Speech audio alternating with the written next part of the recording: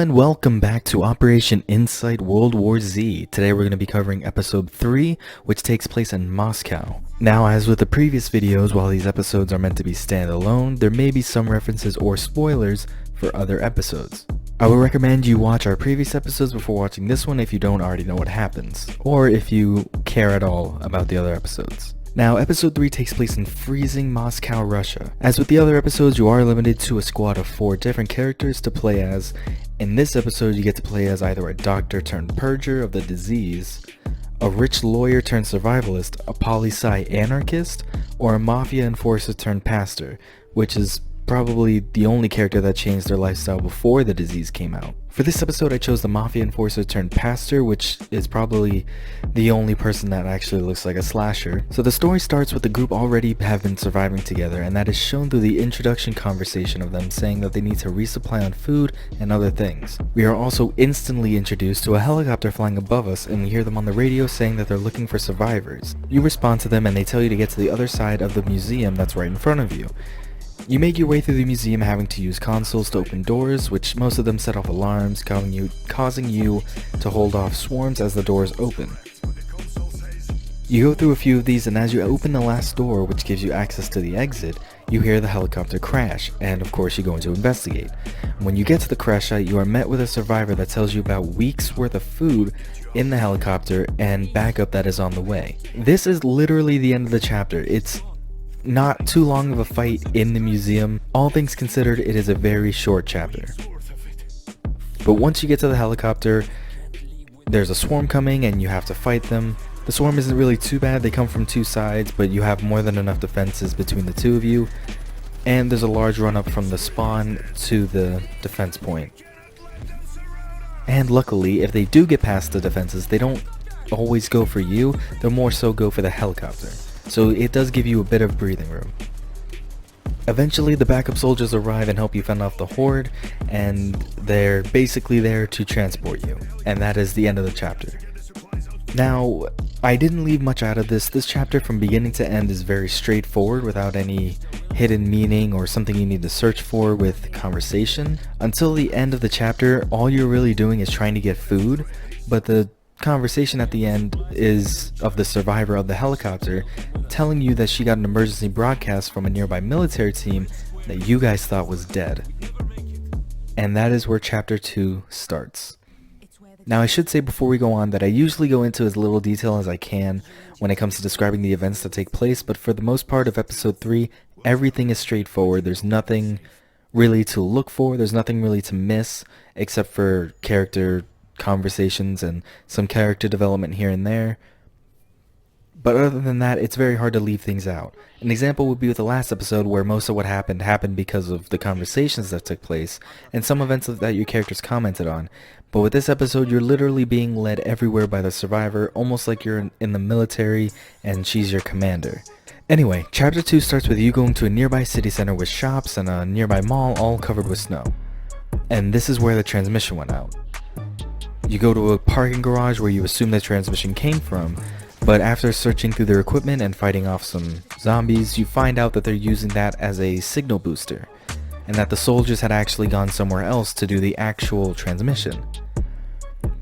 This is also where the survivor tells you that the reason that you're trying to find the equipment left by the team is because she wants to release a toxic nerve gas into the streets of Moscow that will kill off the infected over the next few months. So you follow their transmission to the mall where you find the equipment, and after searching for dead bodies and fighting off another swarm, you find the keys to access it. The reason you're trying to access this equipment is to gain a key card to the place where you need to go to release the nerve agent, and also to warn any remaining survivors to leave while they can. And that is where chapter 2 ends. Again, another very short, to the point chapter that I couldn't leave anything out. However, the only thing that I can say is that the character I chose is probably my favorite. The other 3 don't really add much and they're very generic, but this guy who's a enforcer turned pastor, he makes everything sound like God has a purpose and that everything's happening because God wants it to happen, and I think that's an interesting take during the times. Anyway, chapter 3 starts a few days later when you're actually getting to the place where you have to release the gas, and it happens to be a Soviet-era bunker, which has a device that will release it into the streets through the sewers. You travel through a train system that leads you to a gigantic open silo, which is where, for the most part, you're going to be in this chapter. The survivor of the helicopter, however, we'll just call her the survivor for easier talking. The survivor, however, stays at the entrance of the bunker where the control room is for the machine, and you spend almost the entire chapter running around this gigantic silo, either turning on power, getting reagents for the mixing process, all while continuously being attacked. Now, I said in the last episode that running and fighting is something that happens very little in this game, but is also one of my favorite things. And this is one of the times that it happens. In fact, it happens more often in this episode than any other episode. I also do want to mention that there is a scene where you go through the testing chamber that has the infected in it in this chapter, and you test the gas on them, and it shows you that it works. So you're not doing all of this for nothing. You know that it works.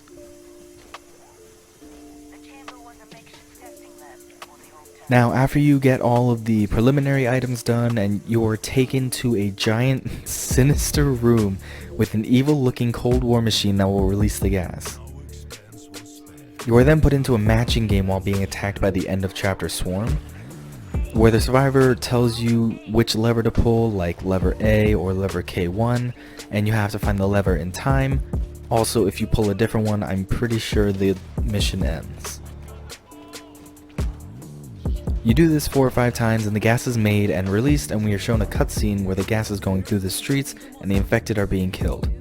This ends chapter 3 pretty abruptly.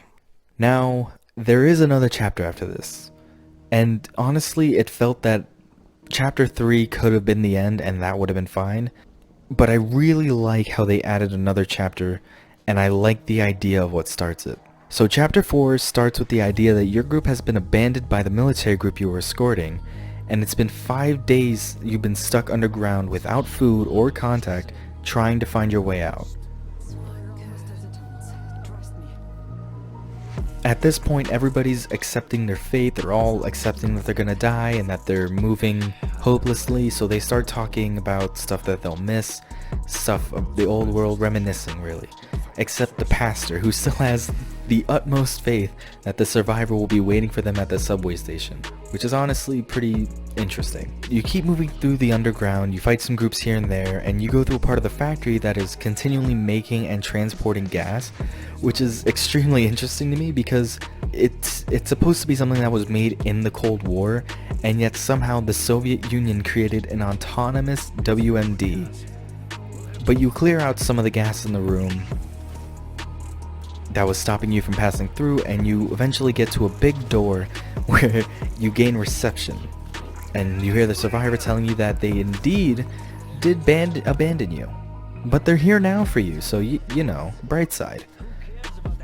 But that your rescue is conditional in that you need to dump some gas into the subway station before you leave, because the survivor tells you the tunnels are apparently hundreds of miles long with an unknown amount of infected in them. Which, it is a good point, but still. So you run around the subway station turning on switches and I think rerouting the airflow, but you do this while running around a horde and eventually get the gas into the station. I don't technically count this as a running and gunning because it's not really the same. It's just an endless horde that you're trying to do stuff, and it's not even a horde, it's more like just an area filled with, anyway. You go upstairs and you meet the survivor and the rest of the soldiers, who tell you that not only is there an incoming horde and that the gas is closing in, but their helicopter is a few minutes out. So you do the usual end of chapter Swarm, but with the largest defend area I think of the whole game. I can't remember if there's a bigger one in episode 4, but for sure it's one of the top ones. This was actually one of the few swarms that I felt like it was very difficult to handle on my own. Because when you would be holding off a swarm from one side and then the swarm would come from the other side and you would just do that, in this one they come from 3 sides. So when you're holding off the swarm from one side, a second swarm would be running down the middle and would reach your people. You would eliminate them, but the swarm from the left would already be making it over the fence.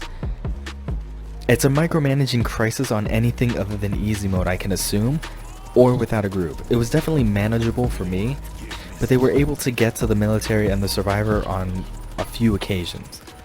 Eventually the helicopter does get to you, and you are picked up right before the gas closes in, and you fly away.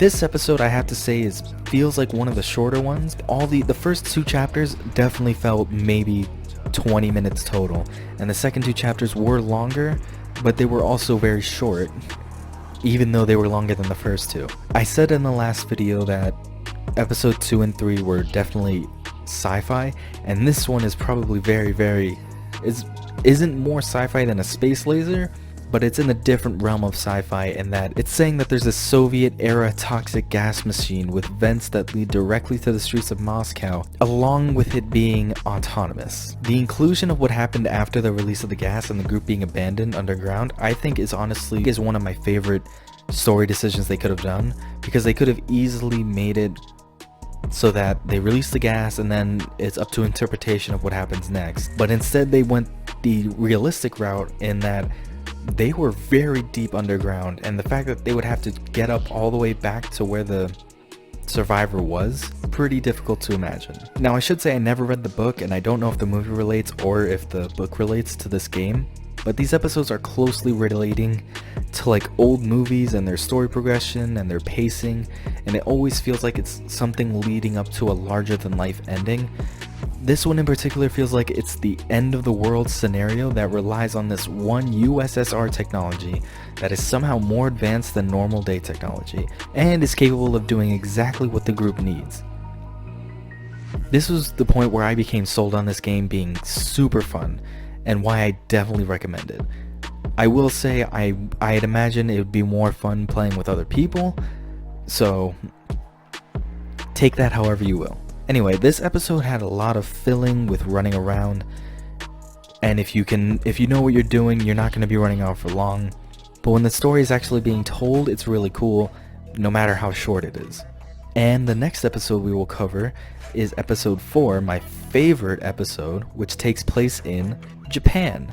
Thank you guys so much for watching, and we'll see you then.